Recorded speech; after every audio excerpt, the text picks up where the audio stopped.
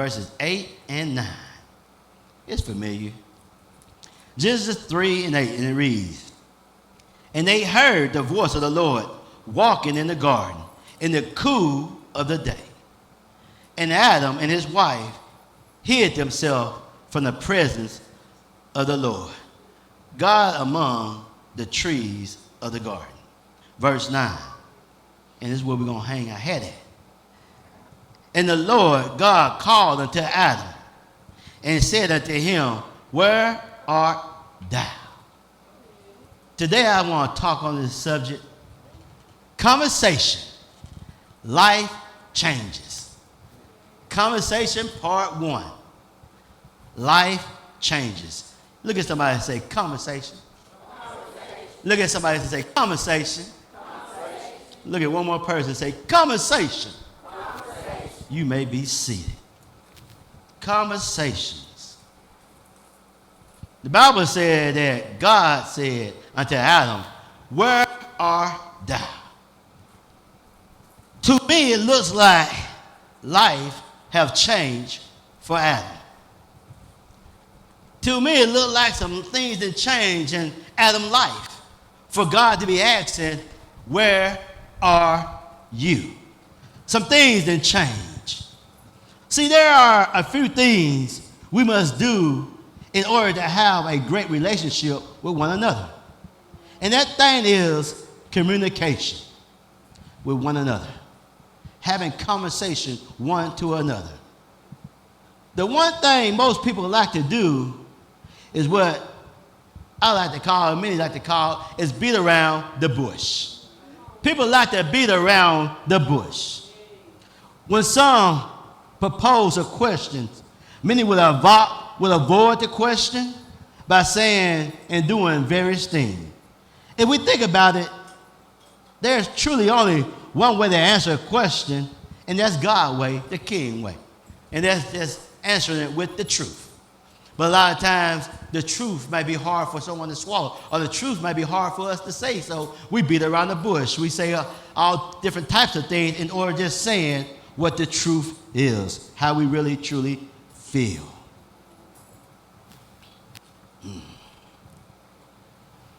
See, the King way, God way, is clear and uncut. But we make things so difficult at times with what God is saying and asking. The Bible says either you're hot or cold. There is no in between. Why? Because Revelation 3:16 tells us, "So then, because thou art lukewarm and neither hot nor cold, I will spew thee out of my mouth." See, it's not up for prayer or to think about either you are or you're not going to be holy. See, a lot of times when people ask questions, you already know the answer, or there is no reason for you not to give an answer. And sometimes to beat around the bush, you would say, "Well, let me pray about it." You ain't got to pray about it if you already got the answer on your mind. You know what you want to do. Some questions don't need a prayer. If they say, "Do you like this?" or "You don't like," yeah, you know if you like it or not. If you want to go here, you know if you want, let me pray about it. You know, some things either this or that. Now, some things you got to pray on. But some things, you already know what the answer is. In the Word of God, you ain't got to pray about the Word of God.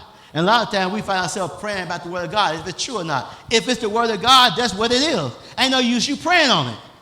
Like when God told Hezekiah, "Get your house in order." Well, let me pray about it. See, do I need to get my house in order?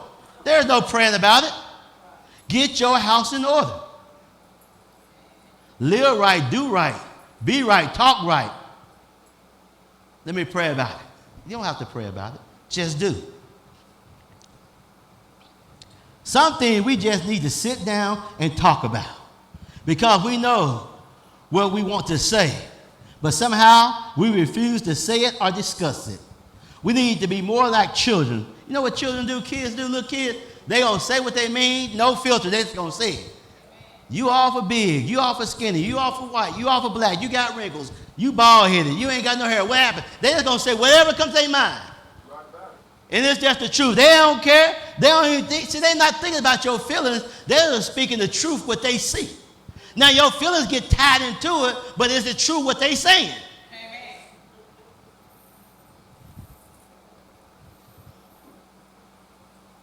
See, that's how God is. Feelings can't get involved. What is the truth? And that's what we need to talk about, the truth. But somehow we have changed from, see, there's changes from childhood to adulthood. And certain changes that happen with our communication that affects our relationship as we get older. See, as you get older, your communication change. So as a child, you know how little kids, I was up here the other day, and big dude, he was asking all kinds of questions and just talking and talking and talking. But as you get older, we do a lot of talking, but nonsense talking. We say a lot saying nothing, but when it's time to say something, we have very little to say. When you need to be conversating with your spouse, when you need to be conversating with your friend, when you need to be conversating with your children, you have very little to say. But when it's talking about everyone else, you have a lot to say. When you want to talk about this person's relationship, you want to talk about what this person's doing, what that person's not doing, you have a lot to say. But when you really need to be talking, you have very little to speak about. When you need to be telling somebody about how good God is, you have nothing to say. But if you want to talk about some gospel, you want to talk about what's going on in somebody else's life, you have a lot to say.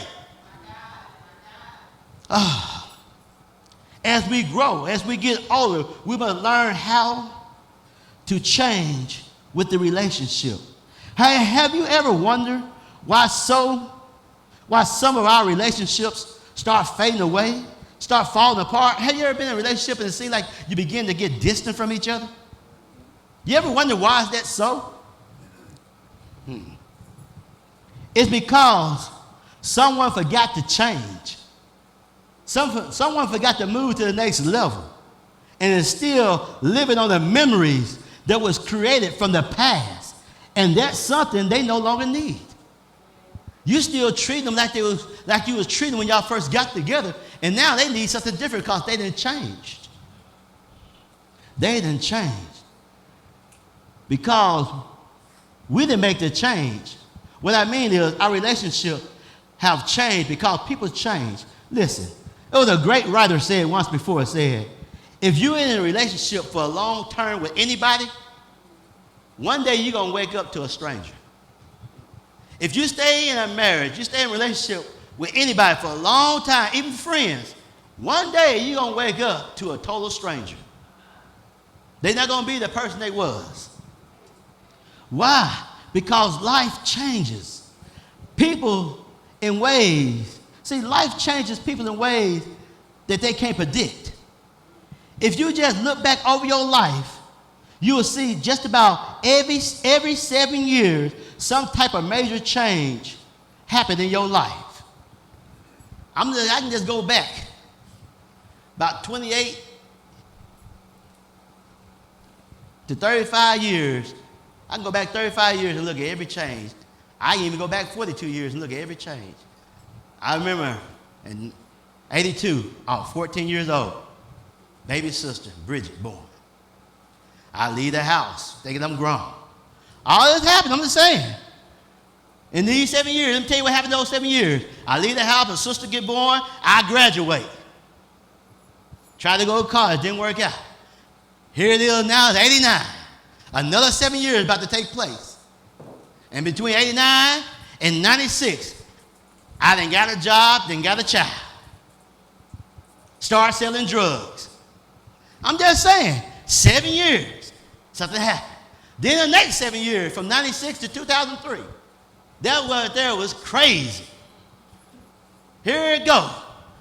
I'm selling drugs, I'm DJing, call myself a rapper, I'm rapping, going to Atlanta, doing concerts and everything. Within them 7 years, I meet Christ and I stop all of that.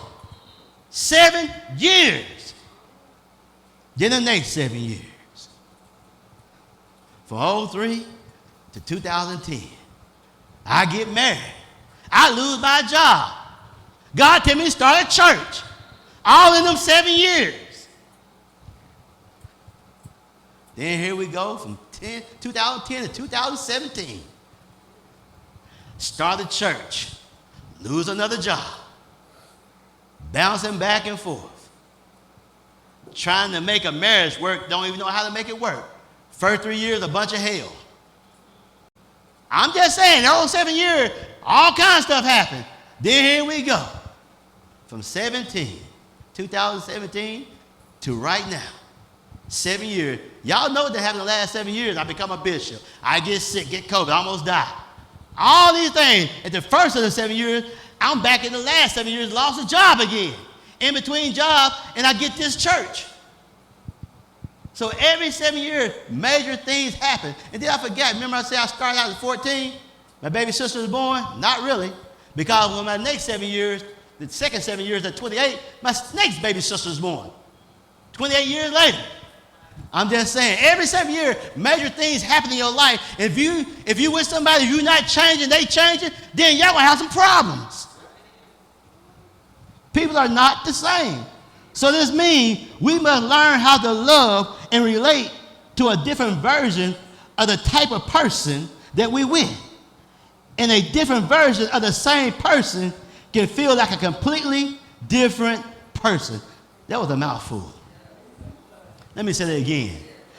You got to learn to love and relate to a different version of the type of person that you with and around.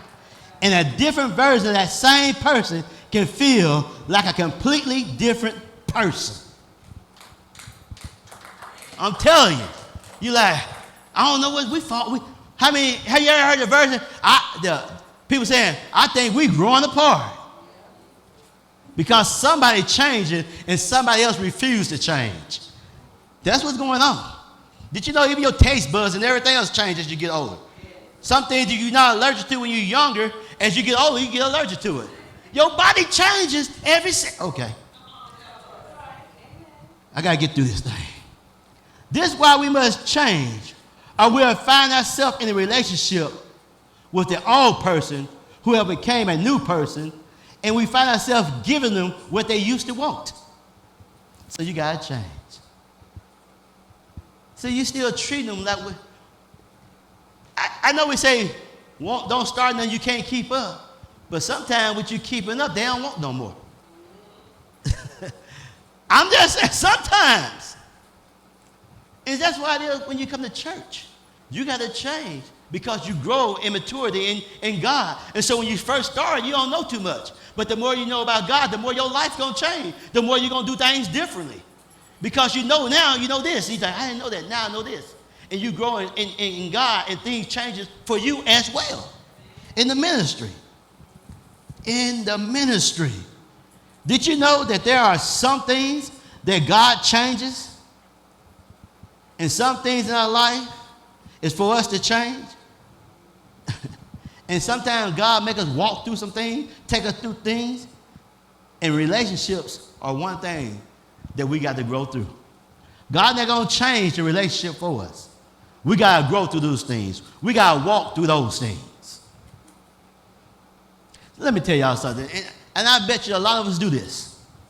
This right here, listen. God not going to fix someone, change someone just because you want him to. How many times you praying for your spouse? Tell me, God fix him. God change him. He's not going to do that just because you want him to. You got to walk through this thing. You got to have a conversation. Now, see, if you want them to change, then you're going to have to talk. Because in order to get the right transformation, you got to have the right conversation. God's not going to just change somebody just because you want them to change. They might be all right. You might be the one that needs to be changed. You praying, God, change my spouse. God said, there ain't nothing wrong with them. Might be something wrong with you. The first thing God gave Adam in the garden was responsibility. Did y'all know that? That's the first thing he gave Adam was responsibility. Why is that?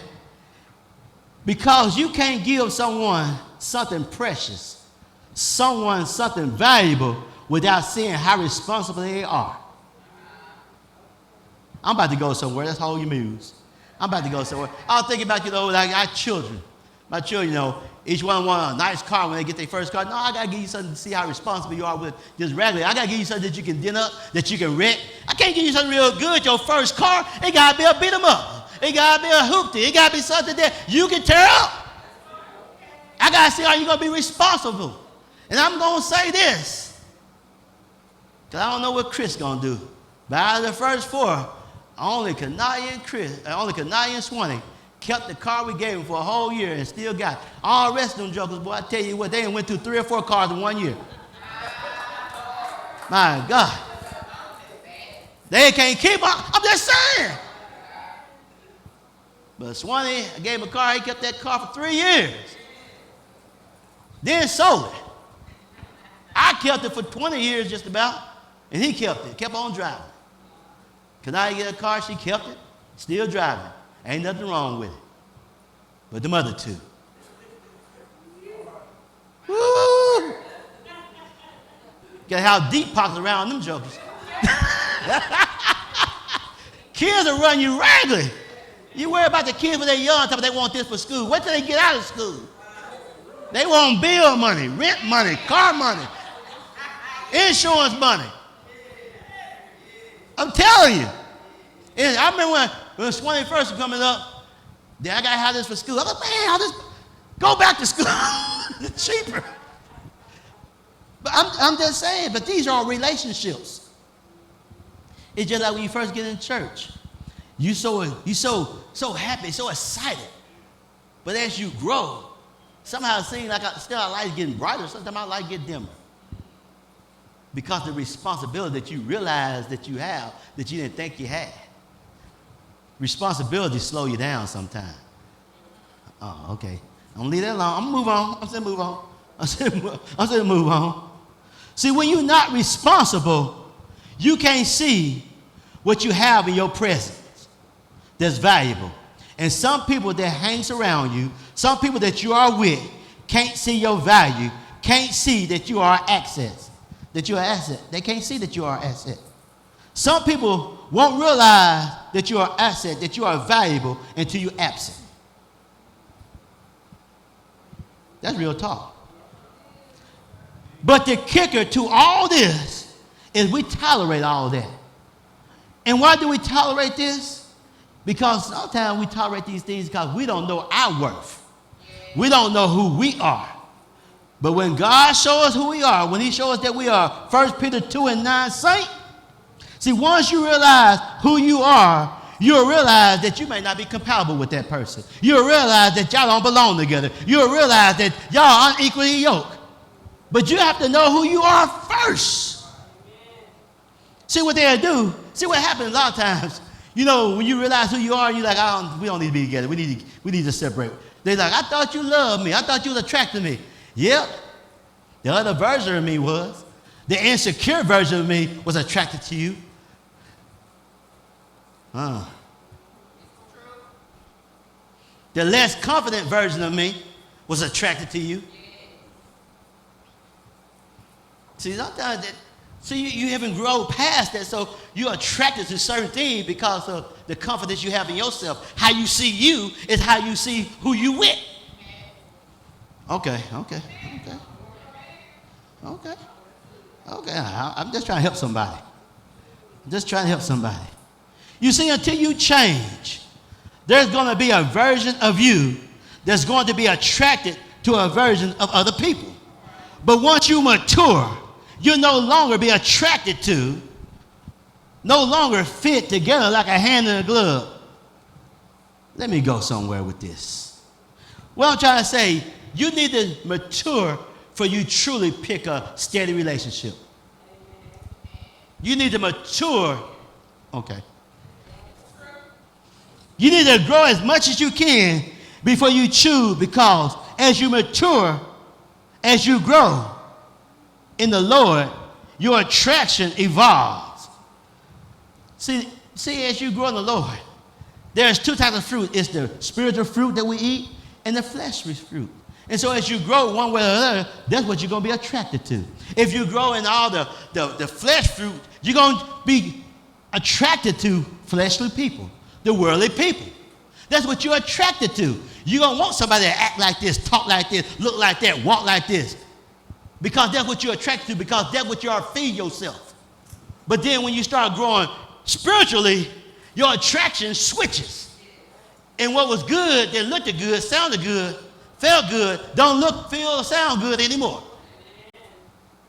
Okay, let me move on. Right now, the thing, see, I'm trying to tell you, if you go to the Lord, thing happen. Right now, the stuff they do is cute. When they pout, when they push you around a little bit sometimes, they get a little mad, go off. You think that's cute. They love me. Once you grow and mature, what was cute in one season become toxic in another season.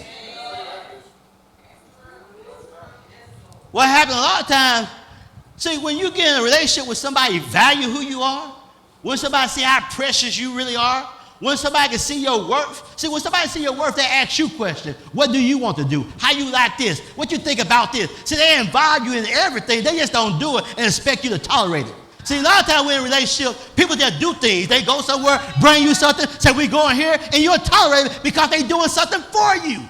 But that's not what you want them to do, but you say, at least they're doing something for me. At least they're doing something. I know some people they don't do nothing for them in that relationship. See, God say in this relationship, everything you do is good for you that I tell you to do. You benefiting in the relationship with God, not God, because he don't need nothing. You need everything from him. So when he tell you to be holy because he is holy, it benefits you. Oh, my God. You might not want to do it, but it benefits you. Because then when you are holy, when you do what he says, then the promises in the Bible belong to you. So it benefits you. Oh, my God. Oh, I don't know why I'm going this way. But a lot of times, when you get in a relationship and you get somebody, have you ever heard a woman say they don't want no weak man? Most women that say they don't want no weak man is because they've been in an abusive relationship. They've been in a relationship that they didn't have no value. Not all of them, but most of them. And so the man dominates the relationship. And so when they get in a relationship with a man, give them equal value. Ask their opinion. Let them choose. Let them talk. Let them decide some things. And say, well, whatever you want to do, baby, it don't make no difference to me. Oh, he a weak man. No, he value who you are. He value your opinion. He take what you say in consideration. Ain't but one God. And the person that you're with is not him. They go both ways. The person that you're with, whether the man or the woman, they not God. It ain't but one God that say, this is how it's going to be done. And God said, you ain't got to do it that way because it's a place for you called hell. You ain't got oh. See, when you're in a relationship, they say, you ain't got to do it, I'll leave you, or you can leave me. God said, you ain't got to do it because it's a place for you. If you do it, you got heaven. If you don't, you got hell. It don't make me no difference. Choose this day where you want to go. I ain't going to choose it. You choose it. But this is my stipulation to get in. Oh, my God, my God, my God. Okay. See, I knew I was going to get there. Okay, they say, okay, let's get back into it a little bit. Okay. I knew I was going to go off track right there. See, we have Adam, who's in a relationship with God, right? And Adam does something in chapter 3 that violates the relationship between him and God. We all know that little story. We know what happened, right? We know what he did. You know, he ate the fruit, right? We know. We ain't going to blame we ain't pointing no finger. We ain't blaming nobody. He ate the fruit. Nobody made him do it. He did it on his own. We like to blame Eve, but he got his own mind. Right or wrong? We like to blame Eve, but I ain't blaming nobody but Adam. He a grown man. He knew the stipulations. Don't tell you why. So when things are out of alignment, out of balance, relationship, with God immediately engaged with conversation. God was like, Adam, you're not just going to stay in my garden and act like you just didn't eat that fruit. That's what you're not going to do. People will do something that they know offends you and still want to hang around you like nothing is wrong. No, they ain't done something wrong. They still want to come by your house. How you doing? What you mean how I'm doing? you know you just ate that fruit, don't you? Oh, okay. I'm just saying, they want to keep coming around you like it's nothing that happened. See, Adam knew the terms of the relationship when God placed him in the garden, right? You know how it is when you buy something. Anybody ever bought something online? And they tell you terms and conditions.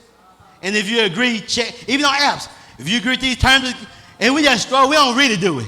Most people don't read nothing. We just scroll up to get to that what? That little box. They say, check if you agree, right? Ain't that what we do? I'm just asking the question. Well, Adam checked the box. And the box said, I will not eat of the tree of good and evil. That's what the box said. Check the box, Adam. Adam checked the box to live in the garden. If you want to live in my garden, you can't eat from this tree. Check the box. Terms and conditions. Right? Now, Adam, so God said, now, Adam, I gave you all these other trees that you can eat from. Now, Adam, look here, Adam, look here. Adam, if you would just looked at the tree, we wouldn't even be having this conversation, would we? Adam, if you just walked around the tree. I mean, you just walked, just looked at the tree, just walked around the tree. We wouldn't be having this conversation right now. I promise, I'm not nitpicking. We ain't got to talk about everything. I ain't nitpicking with you. I'm just saying. Adam, I wouldn't even care if you admired the tree. See, sometimes you can admire the beauty of someone or something, and that's no problem. Because God said he's not nitpicking. You ain't got to talk about everything, you know. Sometimes you see somebody look good. You see something look good, you admire. Ain't nothing wrong with that. It's the eating that's going to mess with you. It's the doing all this other stuff. That's what God got a problem with. You can look at it. You can look at the tree, admire the tree. Oh, it's a pretty looking tree. Nice tree. Ain't nothing wrong with that tree. I'm just saying. Woo-wee. But if what you done impacts the whole garden, disturb the peace in the garden, if what you done impacts the whole church, then what we not going to do is walk around here as if nothing didn't happen. People always say, I ask a lot of questions, but I get it from God because God doesn't engage the conversation with accusations. He don't enter into the conversation with Adam saying what he did, right? He entered in conversation with a question. And he asks the question even though he knows the answer. This reminds me when like our children, and, you got kids, and they done something wrong. And then the parents come in the house, they see something broke, see something messed up. And the parents looking, and they go, you know how kids, they run and hide. Because they know they done something wrong. Because they ain't going to be hiding if ain't nothing wrong, right? They know what they hide because they know what they done. That's Adam and Eve. They know they done wrong, so now they hide. What you hiding for if you ain't done nothing wrong? The Bible say, and they heard the voice of the Lord walking in the garden in the cool day. You know your parents are coming home. Now you know you're about to get in trouble. You've been all right long as they were there working and everything. You're just running around big and bad. But when they come home, something happens. See, and like God, once they find you, they impose a question. And the thing about this is, they have to find you, but God, I mentioned this, he knows where you're at already. So he said, Adam, where are you? God knows Adam has a problem because he what? Ate the fruit. Now he wants to see, do we have another problem?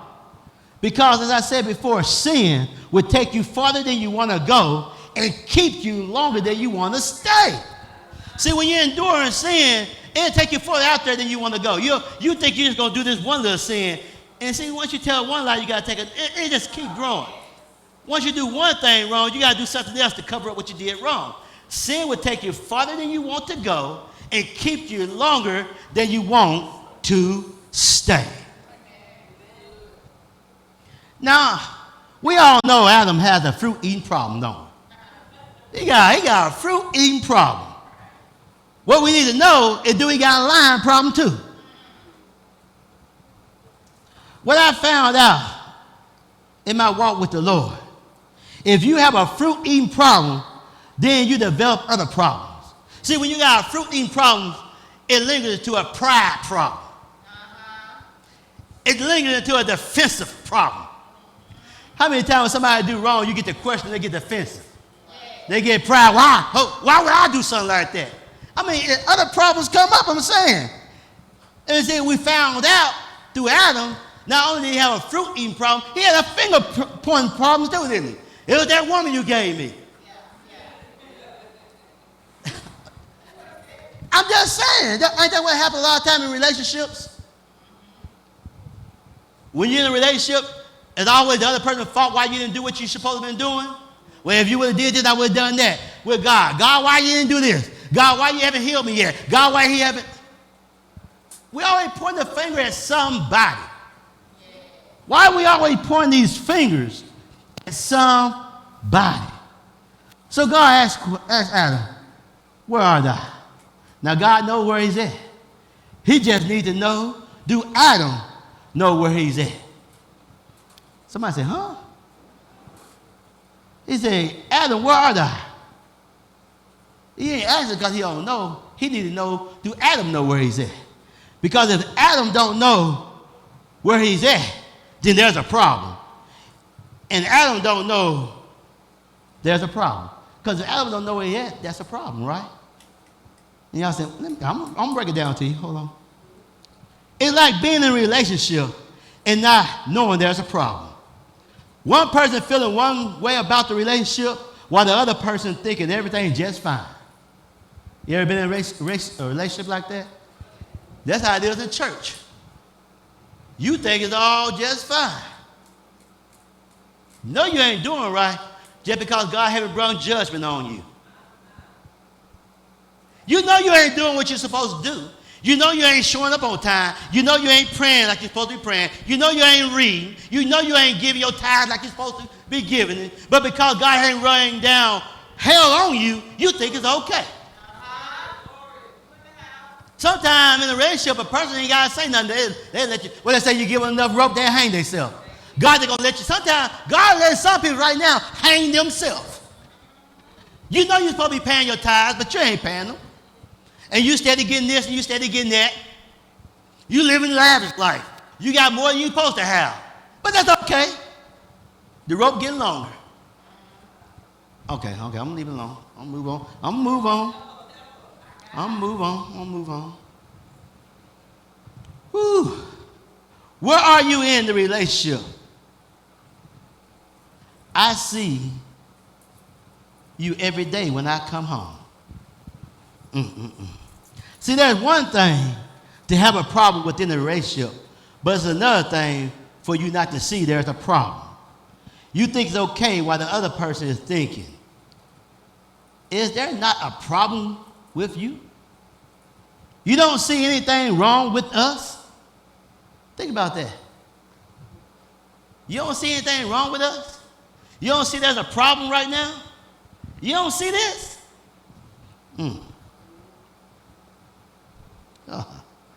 Without conversation in your relationship, you will never reveal the location of the relationship. As I look at this passage, God is walking in the garden. See, God walking in the garden is letting Adam know that we are in the same garden, but we're not in the same place. We're in the same garden, but we're not in the same place. Did you know that you can be in the same relationship with someone and not be in the same place in the relationship? Adam feel one way while God is feeling another way. All I'm saying is that it can get very frustrating being in a relationship with someone that can't locate you. I'll say that again. It can get very frustrating being in a relationship with someone that cannot locate you. It's crazy to come to church and never know who God really is. I hear it so many times. People say, I've been in church all my life and I ain't learned nothing. That's being in a relationship and not able to locate the person in the relationship. How many times you hear people say, I've been in church all the time, I ain't learned nothing. You're in a relationship, but you ain't locating the person. My God. Watch this. You with me, but you don't know where I'm at. So you know my proximity, but you don't know my location. I feel we have a lot of proximity relationship, knowing the region, knowing how you close around the person, but you don't know exactly where they are in the relationship. You close, but they say no cigar. You can't sink their battleship. It's like you ever use your GPS and you ride and then say you have reached your destination. You're looking around for it. He's out there. Sometimes the GPS can put you in proximity of where you're going because the address is pinging from another location from the place. It's just like when you say how far is Dyersburg from somewhere else. Dyersburg got a permanent location that is attached to a certain point in the city. And it's not your address. You put Dyersburg, it's going to hit that certain location. And it tell you that distance from that place, not from your house. That's why you got to put your address if you want to know the correct distance from the place. And so you have to speak to someone if you want to locate them. Because if you really, see, look here. Sometimes I got caught in this a lot of times. Because if you really knew my location, you would be acting differently. Now watch this right here. You know how many times you've seen a relationship, you can see that person can act different because if you get ready to leave them, they act different.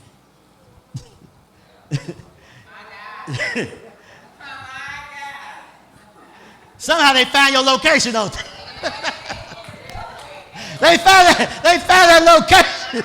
They know how to find it. Proximity ain't nowhere. They know exactly where you at.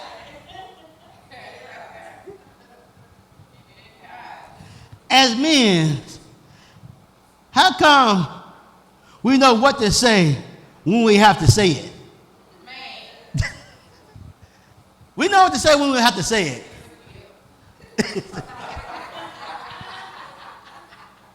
And women, how come you won't tell us what y'all want to hear, like we know what you want to hear and what you want us to say, but you won't tell us what you want to hear? You done changed. First thing a woman say, if I got to tell you then, you don't need to know then. Do you want to know? Do you want it? Well, you better tell me then. You done changed on me. I say what I think I need to say to keep you in the same position. But you didn't change position, so what I'm saying ain't gonna keep you there because you done moved over here. So tell me what I need to say. Help me locate you. I'm hot. You ever play a game, hot, cold? You get a little warm. I'm in proximity. I need to know your location. Help me find it. Because you ain't pinging right now. Okay. I'm just saying. Yeah, the destination, I look around, you ain't there.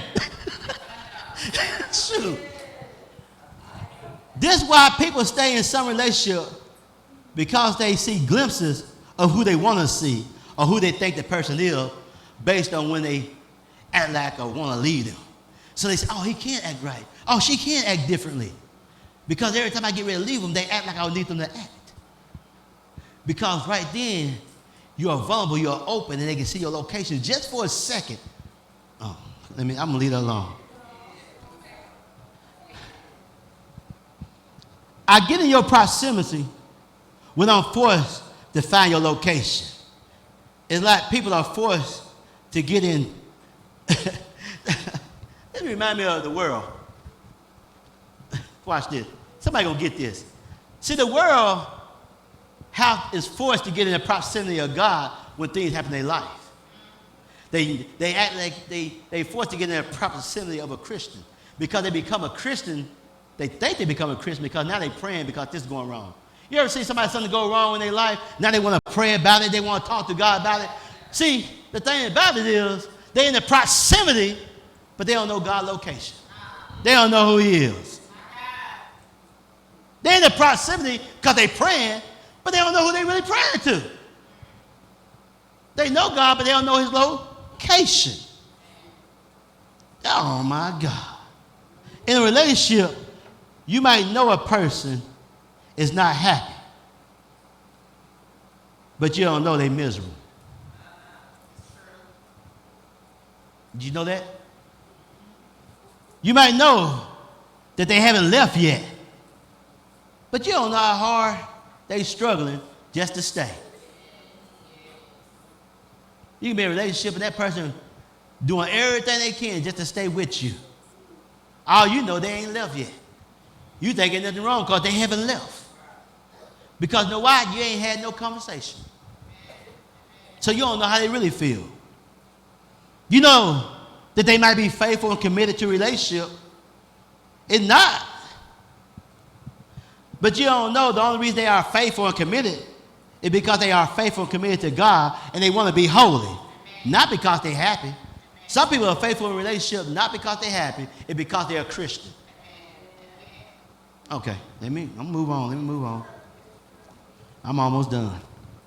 Because when it comes down to it, love is not enough. Did you know that? Love ain't enough in a relationship. It comes to what type of love you have. Most people in a relationship are just eros. That's all they got, just eros. That's it. That is that sexual, that attraction love. That's it. But you need to have agape love also in the relationship.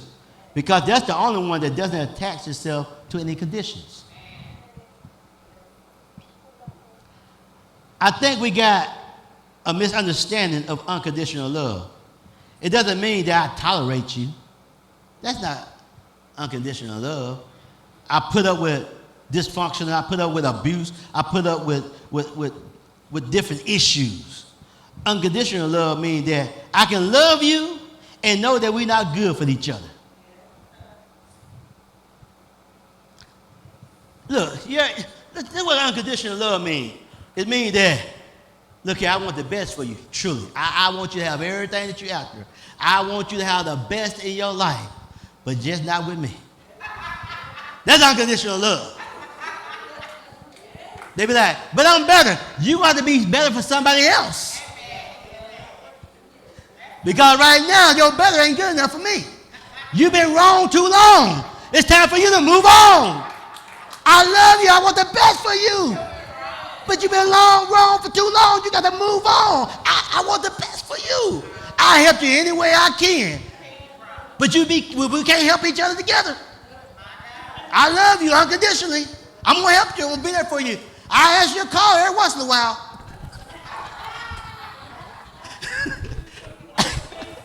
I'm just saying. My address is not pinging no more. Unknown. Okay, what? You better update, and you can't update your GPS to get my location either. And that ain't gonna work. But the thing about it is, I'm about done. Let me see. I'm trying to get out of here. Most relationship is the timing. See, our timing is all off. You know what I mean by that? Because we don't have those type of relationships, those types of conversation in the relationship until it's too late. Because by the time you have this conversation, it's been so many things that piled up. It's like, open up this, see? It's like this right here, see?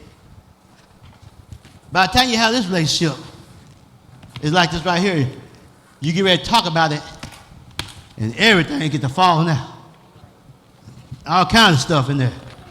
Right? And then what happened? You got too many things then piled up. And you open it up and everything fall out. So you're trying to catch everything, trying to deal with everything, and you're not able to fix anything. This is why we must have regular conversation So it won't be so many things accumulated, so many things piling up when we talk. So if you have a relationship that you're talking all the time, if you continue talking to God, see, if you're talking to God on a normal basis, He'll instruct you what you need to do. He'll instruct you on how to keep your life straight. He'll instruct you on where you need to go, where you shouldn't go, who you should hang with, who you should not hang with. So when you go to God, and when you go to your spouse, when you go to your friend, and you talk, yeah, but one thing in there, God, this is what I got to work on. Let's talk about this because it's black and white. Either it is or it's not right. The relationship is working or it's not working. Right? And if it's just one thing that we got to fix, we can fix this one thing, but we got all of this. Oh, man, I don't like how you be walking all over me. I don't like where you be going at time at night. I don't know where you at. I don't know why you always with this getting upset about things. There's so many things we got to talk about. We can't fix nothing. But we just got one thing to talk about. Just one thing to talk about. We can resolve this, right? Sometimes when we come to church, we like this. That's why it's a progress. We got so many things God got to figure out. We got so many things that God got to fix in our life. But once you become a Christian, you start talking to God on a regular, you shouldn't have a bunch of problems God got to pull you out of every week. If you're talking to Him on a regular basis. You get to praying and God say, God will have you helping other folks out. You got this one problem, God said, that problem can wait. Today I need you to go talk to so-and-so about that problem. How many times you have a problem and you having a pity party yourself and somebody call you on the phone, need you to pray for them. God to put your problem back up because God said, I can take care of that. Remember I said some changes He'll do? God said, I'll fix that problem. Don't you? I got this one. I need you to work with them right now. I need you to help this person out because what they're dealing with, they need you. And I'm on you. That's when you're having a regular conversation with God on a normal basis. Now, when you have these conversations, they must be truthful. And the person that's in the relationship must respect your truth, even if it's not their truth. But it's your truth. I think that's what's wrong with a lot of relationships.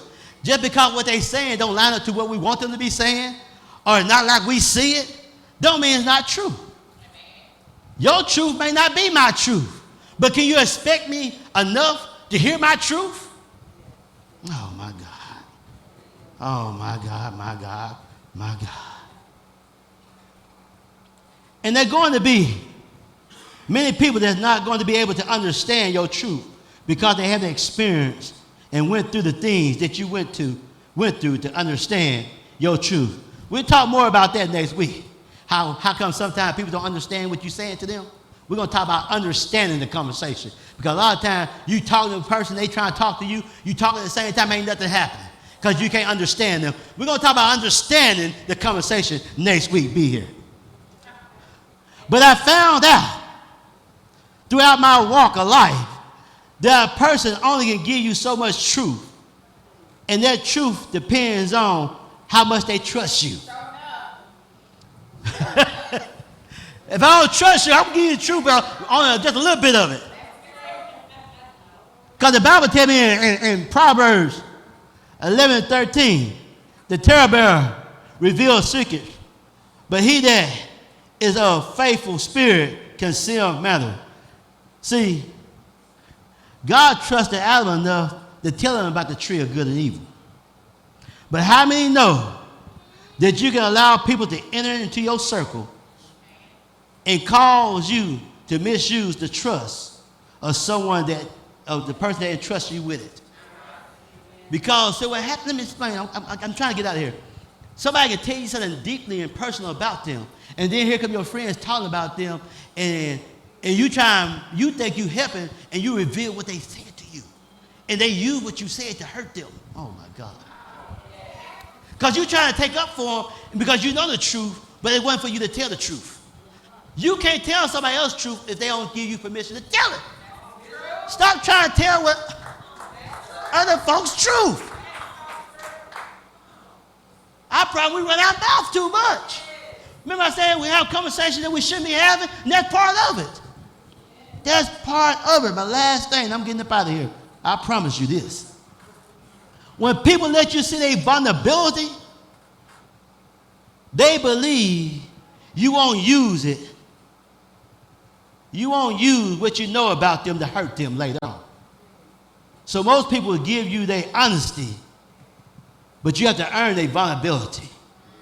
Adam, where are you? I think we need to talk.